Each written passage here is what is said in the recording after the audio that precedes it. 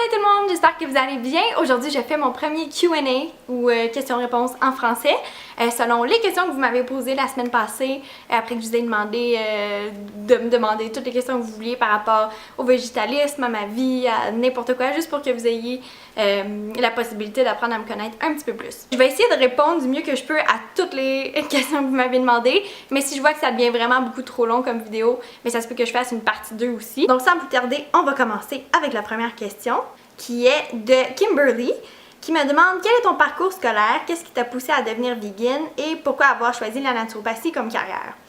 Donc, mon parcours scolaire, dans le fond, j'ai commencé le primaire en partie au Québec. Après ça, on a déménagé aux États-Unis, d'où tous les anglicismes que j'utilise souvent quand je parle ou sur les réseaux sociaux aussi. Ensuite, on est revenu au Québec. J'ai terminé mon primaire ici.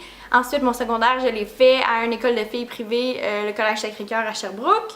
Puis, après ça, en secondaire 5, j'ai réalisé que, oh mon Dieu, c'est là qu'il faut que je choisisse où est-ce que je m'en vais pour faire la carrière de ma vie. Puis là, j'avais aucune idée qu'est-ce que je voulais faire au cégep, fait que je me suis dit, ben j'aime ça, être dans les marais, puis aller chercher des grenouilles, puis des salamandres, puis des bébites de même.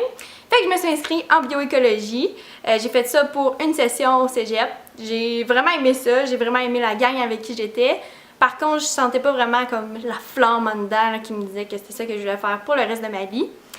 Fait que finalement, j'ai lâché ça, puis comme toutes les personnes qui savent pas qu'est-ce qu'ils veulent vraiment faire dans la vie, j'ai été en sciences humaines. Puis en sciences humaines, là, dans le fond, je savais pas plus qu'est-ce que je voulais faire. Toutes mes amies, presque, allaient comme prof. Fait que je me suis dit, peut-être que je pourrais être prof aussi, je serais peut-être psychoéducatrice, orthopédagogue. J'avais aucune idée de qu'est-ce que je voulais faire. Tout m'intéressait un peu, la psycho, j'aimais bien ça, mais je savais pas trop en fait. Fait que finalement, c'est juste par addon qu'un soir je suis revenue de l'école, puis ma mère elle m'a dit « Oh Elisabeth, tiens, tu veux-tu écouter une vidéo que j'ai écoutée aujourd'hui sur comment faire du jus d'herbe de blé? J'aimerais vraiment ça commencer à m'en faire à la maison. » Fait que là, ça m'intéressait pas vraiment, parce qu'avant, j'étais vraiment pas très santé, là. J'étais omnivore, je mangeais beaucoup de viande, puis je cachais du Kraft Dinner dans mon garde-robe, parce que ma mère voulait pas cuisiner ça. J'allais à la maison du bonbon toutes les semaines après l'école pour aller me chercher des bonbons, des gros sacs de bonbons. Oh mon dieu. Bref, finalement, c'est ça. J'ai écouté la vidéo parce que je voulais faire plaisir à ma mère. Je me suis dit, ah, ça serait le fun qu'on fasse ça ensemble. Fait que finalement, j'écoute ça, puis j'étais captivée par les deux femmes qui parlaient de ça. C'était, ben c'est encore, vous pouvez trouver la vidéo, je pense. C'est Fée et Audrey Scoropade. Puis je les trouvais tellement belles, je trouvais qu'ils vibraient d'énergie puis de santé, puis j'étais comme oh mon dieu, comment je fais pour avoir l'air de ça moi aussi. Fait que j'ai été voir leur chaîne YouTube à eux. Puis finalement j'ai écouté là, en rafale là, absolument toutes les vidéos qu'ils avaient fait. Puis j'ai découvert avec surprise qu'ils étaient les deux végétaliennes. Puis là, j'étais comme, oh mon dieu, je savais pas qu'on pouvait survivre en étant végétalien. Je connaissais une amie qui était végétarienne, puis ça, je comprenais ça, mais végétalien, j'étais comme, ben là, c'est sûr qu'ils mangent juste du gazon puis des feuilles. J'étais vraiment très cultivée, on voit. Finalement, le végétalisme, c'était vraiment pas ce que je pensais. Ça m'a ouvert les yeux sur un monde absolument incroyable sur lequel j'ai capoté. J'ai continué d'écouter des vidéos sur le végétalisme par d'autres youtubeurs comme Fully Raw Christina, Dan the Life Regenerator, Megan Elizabeth, Ellen Fisher, Bonnie Rebecca, puis plein d'autres. Qui m'ont absolument tous inspiré sur le végétalisme. Après ça, j'ai commencé à écouter tous les documentaires pas possibles là-dessus, comme Forks Over Knives, Cowspiracy, Blackfish, puis toutes ces vidéos dans ce genre-là qu'on peut toutes retrouver très bien sur Netflix.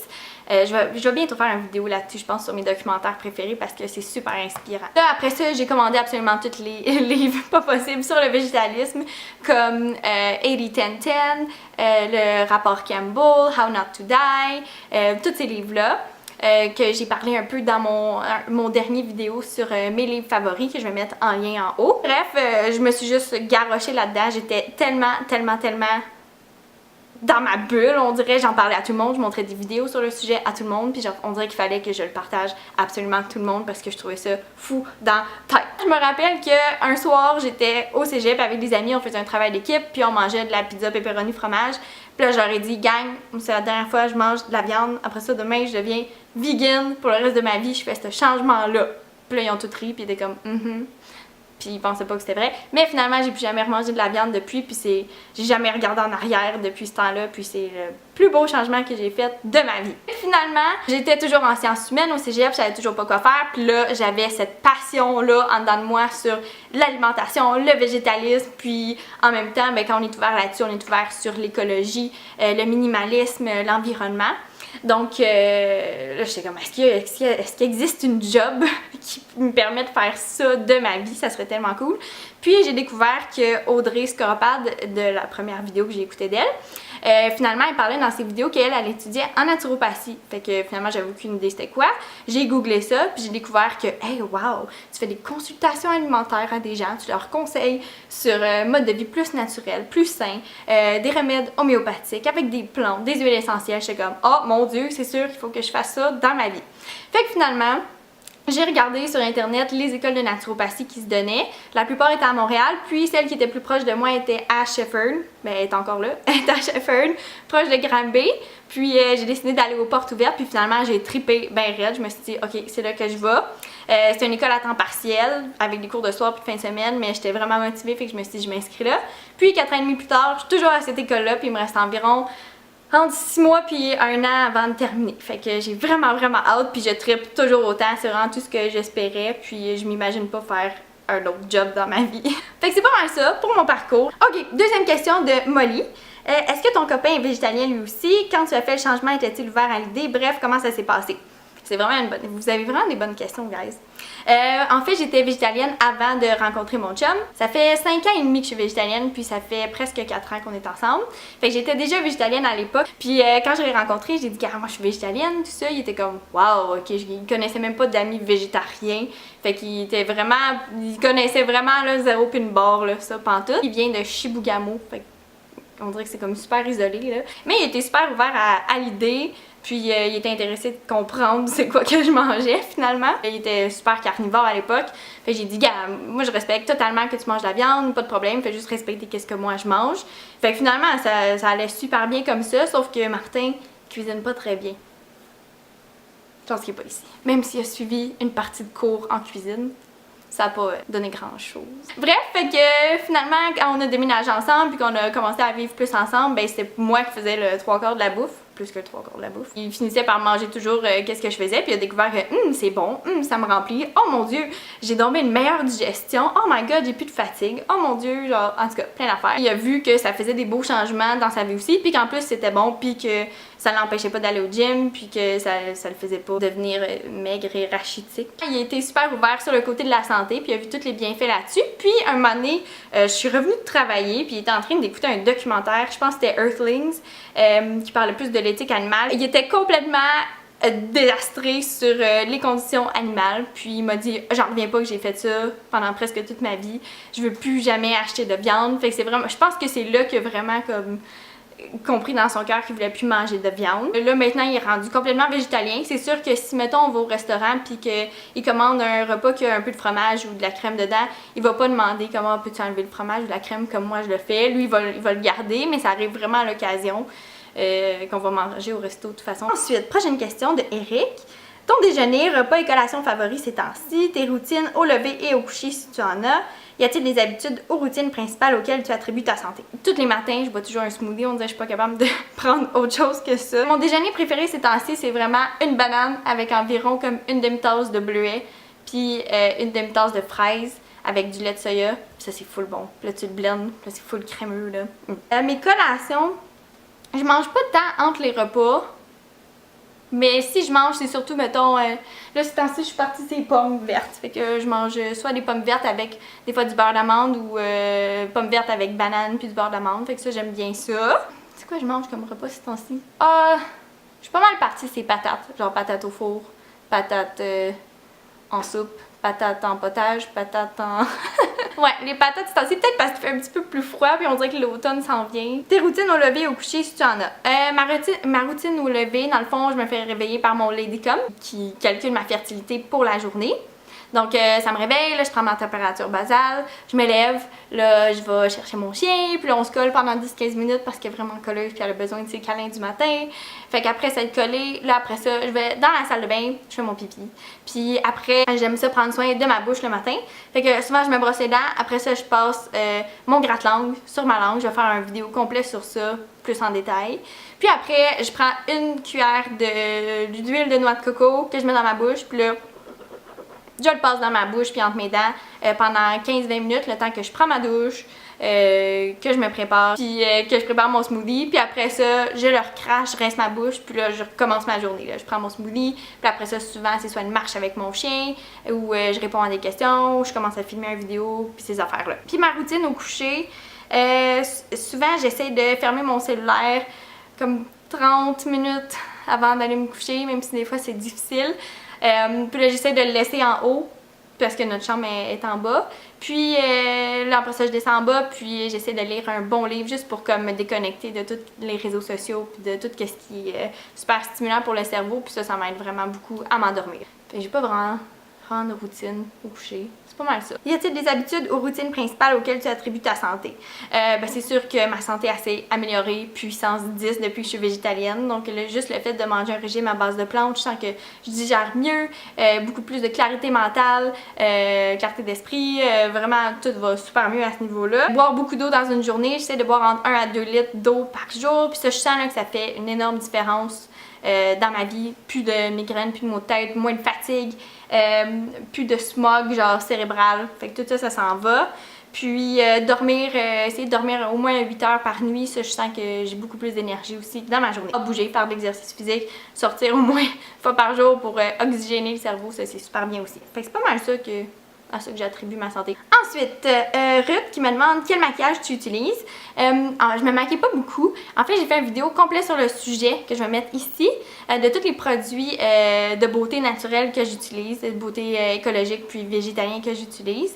Mais en gros, je mets pas mal juste mascara, puis c'est pas mal ça. Dans la vie de tous les jours, c'est pas mal juste ça. Sofiane qui demande, utilises-tu un dentifrice bio? C'est pas mal quelque chose qui m'effraie un peu. J'utilise la pâte à dents Tom's que j'aime beaucoup, qui est naturelle, puis faite avec des ingrédients super simples, puis en plus elle est végétalienne, sans cruauté, puis faite avec des pratiques durables, puis c'est pas mal ça. Fait que je l'aime beaucoup, puis je trouve que ça goûte la pâte à dents, elle est à la menthe. Des fois, mettons, quand je vais chez des amis puis j'ai oublié d'apporter ma pâte à dents puis j'utilise à l'heure, je trouve tellement que la pâte à dents normale est tellement sucrée puis c'est tellement fort, là, ça me brûle la bouche.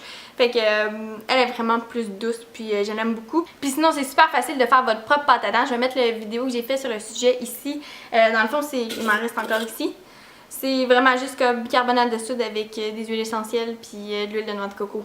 Puis c'est super simple puis c'est sûr que c'est pas sucré la première fois qu'on le met sur notre bouche, on est comme wow, c'est salé, mais on s'habitue vraiment, puis c'est super simple, ça rend les dents super blanches, puis c'est pas nocif pour l'environnement puis pour la santé, fait que c'est super. Ensuite, Molly qui demande, est-ce que ton entourage accepte bien le fait que tu sois végétalienne? Que manges-tu comme collation le soir si tu as envie de sucré ou salé? Après combien de temps as-tu vu des changements positifs dans ton corps après avoir amélioré tes habitudes de vie?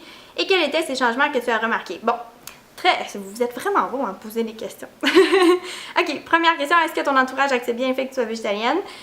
Au début, quand je suis devenue végétalienne, mon père avait déjà transitionné au végétarisme. Et je me rappelle encore, j'ai retrouvé des textes que j'envoyais à mes amis, genre « Ah, nous on a encore mangé du tofu pour souper. » Et puis j'ai capoté le mot dans ma tête, le tofu c'était horrible. Quand je suis devenue végétalienne, ma famille était déjà végétarienne, fait qu'ils étaient déjà ouverts à l'idée. Quand je suis devenue végétalienne, j'ai vraiment passé au crudivore en premier, fait que je voulais juste manger cru, je voulais manger rien de cuit. C'est super bien, mais j'ai réalisé après que ça prenait, c'était important d'avoir quand même des bons hydrates de carbone, des légumineuses, des bons gras aussi.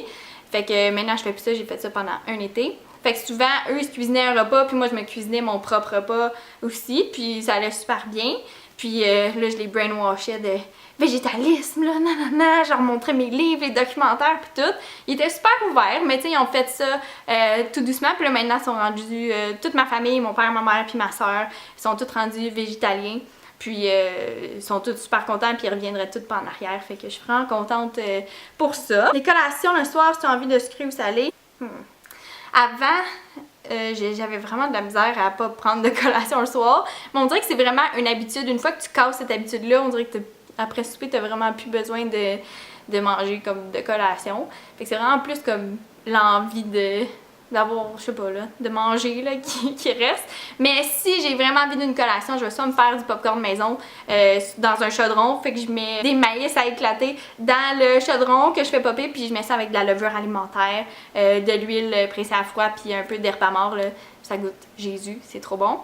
Puis sinon, sucré, ça arrive moins, c'est vraiment plus salé, mais si j'ai envie de sucrer, ça va être, mettons, une mousse aux avocats. Fait que je fais juste prendre un avocat avec un peu de sirop d'érable, poudre de cacao, pincée de sel, de mer, là. Blend ça ensemble, c'est trop bon. Je fais une bonne mousse au chocolat. Puis sinon, juste des fois prendre une tasse de tisane, on dirait que c'est juste le fait que ça réchauffe, puis ça donne un petit goût sucré, là, on dirait que ça remplit, puis c'est ça, ça satisfait le petit besoin de la collation du soir. Après combien de temps as-tu vu des changements positifs dans ton corps après avoir amélioré tes habitudes de vie? Je dirais que c'est assez instantané, là. Dès que tu te mets à manger un repas qui est végétalien, tu vois tout de suite qu'après avoir mangé, à la place d'être fatigué, lourde, puis d'avoir le goût d'aller te coucher, au contraire, t'es énergisé, t'as plein d'énergie, t'as pas de lourdeur, t'es toute là, puis t'es prête à aller faire les aventures de la vie. Surtout ça, surtout au niveau système digestif, j'ai remarqué, j'avais beaucoup moins de mucus au niveau de la gorge, j'avais beaucoup d'acné puis de rosacée, surtout au niveau des joues adolescentes, puis ça s'est estompé tranquillement aussi. Clarté mentale, des selles plus constantes puis plus belles aussi. Moins d'acidité, moins de reflux gastrique, tout vraiment là, tout est pour le mieux là. Puis c'est vraiment rapide là, le corps on dirait qu'il t'envoie tout de suite des signes comme yes, c'est beau, ça fait du bien, ouf. Puis il y a une petite phase où est-ce que on dirait que l'acné est pire puis tout ressort plus. C'est un peu une phase de désintoxication, mais c'est normal, puis ça dure pas super longtemps. Le corps il profite comme de cette opportunité là pour se vider de toutes ces toxines qu'il a accumulées au cours des années. Hélène qui demande qu'est-ce qui t'a vraiment motivé à faire ce changement dans ta vie de passer du steak au tofu? Hélène, je la connais, fait qu'elle sait que j'aimais beaucoup le steak. Qu'est-ce qui m'a vraiment fait changer? C'est vraiment ça, là, de tout voir, ce beau mouvement-là sur YouTube de gens qui vibraient de santé, puis de lumière, puis d'écouter tous ces documentaires-là, que ce soit autant pour la santé, mais aussi pour l'éthique animale, puis pour l'environnement. Je réalisais comme, oh my god, on dirait qu'une fois que tu sais ça, tu peux pas refermer tes yeux là-dessus puis ignorer ce côté-là. Puis de lire tous les livres sur le sujet, on dirait qu'après ça, c'est ça, là, tu peux plus retourner en arrière. Prochaine question de Manon. C'est ma maman, ça, qui voulait m'encourager en me posant une question. Quelle est ton opinion sur le gluten et les produits laitiers? Le gluten puis les produits laitiers, je pense que c'est la question que je me fais poser le plus. Puis c'est important en fait que je vous réponde. Puis c'est vrai qu'on n'est pas super instruit là-dessus. Le gluten, à la base, oui, tout le monde est comme, voyons, c'est une plante qui pousse dans la nature, pourquoi elle est pas bonne? Techniquement, elle devrait être correcte pour nous. Puis c'est vrai, le gluten qui est dans le blé et autres dérivés, à la base, c'était une plante bien normale, bien correcte à manger. C'est juste que les gens l'utilisaient et l'utilisent encore pour le pain, tout ce qui est les gâteaux. Le blé, ça se retrouve dans absolument toutes les recettes qu'on peut trouver, là. Finalement, les gens, ils cuisinaient tellement avec ça qu'ils ont décidé de le modifier génétiquement pour qu'il puisse grandir plus, pousser plus vite, fournir davantage pour qu'il soit plus résistant à toutes les intempéries, à toutes les bébites, bref, tout ça. Donc, finalement, on l'a modifié. Et on l'a croisé aussi. Puis les plantes, quand on les croise, dans le fond, ils prennent pas comme la moitié puis la moitié des chromosomes des plantes. Ils prennent absolument tout le bagage génétique.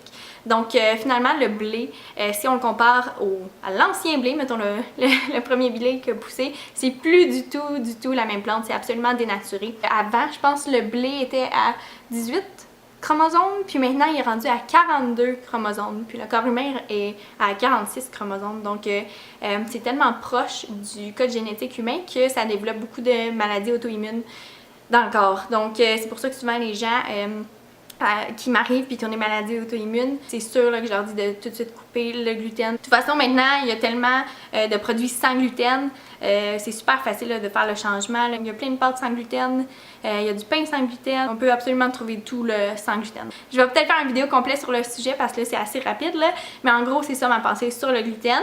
Puis pour ce qui est des produits laitiers, D'abord, les produits laitiers, ça dépose un mucus énorme au niveau de la gorge, du tube digestif. C'est hyper acide. Si on le teste, mettons, sur le comptoir, oui, c'est basique. Mais quand on l'ingère, puis que la réaction chimique se fait, c'est très acide. Puis nous, on est des êtres qui sont alcalins. On est 80% alcalin, puis 20% acide. Puis la maladie s'installe dans un environnement qui est acide. C'est là qu'elle peut survivre. C'est là que les cancers peuvent se développer. Donc, les gens qui consomment beaucoup de produits laitiers, que ce soit fromage, lait, yogourt, tout ça, ben c'est sûr que ça rend leur système acide, donc ils sont plus propices à développer des maladies. Aussi, on est les seuls mammifères au monde qui boivent le lait d'un autre animal, surtout après la période de bébé, là, si je peux dire. Tous les animaux, tous les mammifères, ils boivent le lait de leur maman jusqu'à un certain point, mais après ça, c'est terminé, là, ils n'en boivent plus de leur vie. Puis nous, on est les seuls mammifères qui continuent de boire du lait jusqu'à la fin de nos jours. Je dis pas que l'allaitement, c'est mal. Au contraire, je suis pro-allaitement. Le lait de notre maman, c'est parfait jusqu'à un certain stade là, de croissance, puis après ça, on n'en a plus de besoin. Mais c'est ça, on ne devrait pas techniquement boire le lait d'autres animaux parce que la maman vache, par exemple, on prend le lait de la vache, qui est le plus souvent consommé, la maman vache, ça va faire un lait fait pour son veau. Donc, le taux en hormones de croissance, protéines est beaucoup plus élevé parce qu'en 3 mois, je pense que le veau, il double de grosseur puis de poids. Tandis que nous, l'être humain, c'est quoi, en 6 mois qu'on commence à doubler de notre poids, donc c'est beaucoup plus lent. La croissance de l'humain comparé à l'animal, à 1 an, le veau, il est adulte, là, il est gros. Quand on boit du lait, c'est tellement riche en protéines puis en hormones qu'on est juste même pas capable de digérer parce que c'est beaucoup trop lourd pour nous. Donc souvent on l'assimile pas, on le digère même pas, ça fait juste se déposer, faire un dépôt acide qui va fermenter, puis que c'est ça, ça va être juste propice à la maladie. Donc c'est pour ça que je conseille vraiment pas les produits laitiers. Surtout que les produits laitiers, maintenant, il y a plein d'alternatives comme le lait d'amande, le lait de noix de cachou, le lait de coco, le lait de graines de lin, le lait de chanvre, le lait de soya. Il y a vraiment une grosse gamme là, de laits végétaux qui sont super bons. Donc c'est pas mal ça pour mon Q&A. Je pense que j'ai fait pas mal le tour de vos questions. Si jamais vous avez aimé ce genre de vidéo-là puis que vous êtes content d'avoir appris à un peu plus me connaître, n'hésitez pas à faire un thumbs up sur la vidéo. Puis si jamais vous avez d'autres questions que vous voulez me poser, n'hésitez pas, vous pouvez me les laisser en commentaire. Puis je vais sûrement faire un autre question-réponse plus tard un moment donné quand je vais avoir accumulé assez de questions. Puis c'est ça, je vous souhaite à tous de passer une belle journée, puis je vous aime beaucoup. Bye!